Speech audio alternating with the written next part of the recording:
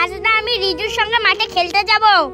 কি বলিস তুই? তোর না কত হোমওয়ার্ক আছে, ওগুলো কে করবে? তুই না বললি বিকেলে তুই এখানে বসে গল্প করি তাহলেই তোর হবে, তারপরেও তুই খেলতে যাবি? এটা কি ঠিক হচ্ছে?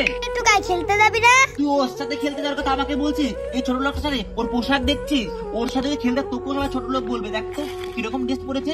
ওর সাথে খেলতে দেখি ওর গেঞ্জিটা ছেঁড়া ছেঁড়া। যাও খেলতে দিতাম, এই ছেলেটার সাথে খেলতে দিতাম না। ওর সাথে গেলে না তুই অরুণ চন্ডী হবি। ওর সাথে খেলা দেওয়া যাবে না, যাবে না, যাবে না। আমি একটু কার সাথে কোনোদিনও খেলতে আসবো না, আমার ভুল হয়ে গেছে।